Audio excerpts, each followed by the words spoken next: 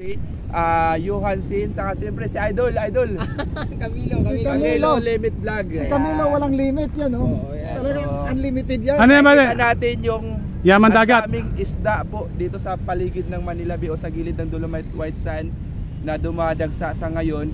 Ito po yung mga yamang dagat na naninirahan dito sa karagatan ng Manila Bay. So kaso nga lang, as per nga the OFW channel, ito ay namatay na, no? Dahil sa low oxygen. Yes, isa sa dahilan based on pag-aaral na rin ng BFAR, low oxygen. So siyempre yung walang idea, walang alam, natakot sila baka daw ito po ay Lason. Contaminated, ganun. ito na ay Contaminated ng ng pagtambak, sabi kasi ng Dilawan. Ito na daw yung ganti ng Hindi, kasi kahapon tapos ano Idol nga? Rover, yung isang bystander dito ng huli 20 piraso pinaksiwan. Hanggang ngayong umaga buhay pa naman siya. Ayan. Oo. Ibig sabihin, ito safe pa yan, safe kainin yan, brother. Safe kainin, ito hindi compress ito pa. safe yung nasa harapan natin kasi na Kung buhay pa. yung lumalangoy-langoy pa dyan na nahihilo kasi dahil Kaya yung pa, oxygen.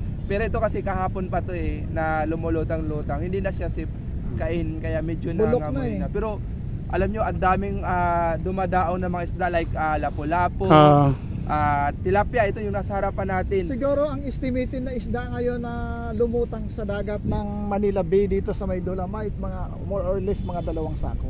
2 sako. Grabe, no? Ngayong araw. Kahapon. Ngayong umaga dito. Ngayong umaga lang, 2 sako. 2 So sako. ganun karami yung kahit isda. na itong area na ito ay nire-rape ng mga illegal fisher, kita nyo marami pa rin Yaman dagat. Isda na nandito. Ganyan ka ano, Kasi no ka. sa umaga nito nag-ano yung mga illegal fisher dito, Nanguhuli. nanguhuli, sinusuyod yan. Ang dami, 8 siyam, 10. Yan pa lang nakita mo ngayon. Pero nandito sa harapan. Pero kung makikita nyo dito sa unahan, ayan. Mamahalo na lahat. Hey, mamahaling isda yan, mamahaling isda yan. Nandiyan na sa isa. Ano? Iba talaga mga matatandaan lang, may pang pumunta sa salamin. kasi aminado ka, matanda ka na rin. Grabe. Ayan, sayang naman yung mga isda, pwede nga gawin lutuan. Ba, anong isda ang tawag doon? Ibang klaseng isda yan. Ayun, oh. May mga lumulutang na. Gawin natin nga dinuguan fish yan, ay ganun. Piscade. Marami na. Bagong lutang na naman yan. Mukhang masarap paksiwan ito, Siwan mo. pero hindi na. Gawa ano ko na siguro yun, ang init, no? Init lamig yan. Tapos, ayan, bigla Isda yan, bay. Bigla naman kumilimlim. Marami nang nakuha yung mga taga-MMD kanina. Sako-sako yun, nandun. Ayan si Idol Roger, ba yan pala to. May lapad po 60 na metro from Kingston dito. At siyempre may mga vlogger na nag-upload dito. Ngayon pa lang kayo, kanina dami nakakalat din dyan. Nakita natin yung transformation ng Manila Bay doon at makikita dito. Ayan, Hintaan nyo, ha? good morning, host. Kamsak at harang, sabi ni Love. Lakirada. Si Hello, Ma'am Lakirada. Good morning, good morning, good morning. Kamusta na? Johan is back. Johan is back. Sa tagal na paghimlay. Ayan, sabi ni Lolo Ray Vlog. Hello, Ate Lucky Harada.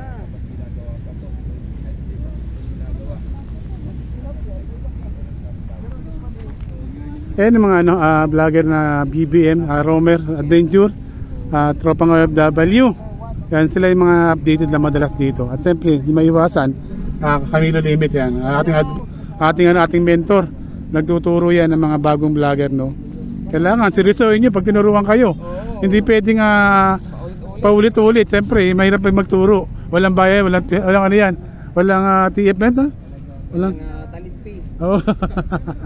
Walang talent fee. Kailangan pag tinuruan kayo, nagyagad sa utak. At kailangan i-actual nyo rin. Kasi mahirap din, ha? Kailangan actual talaga.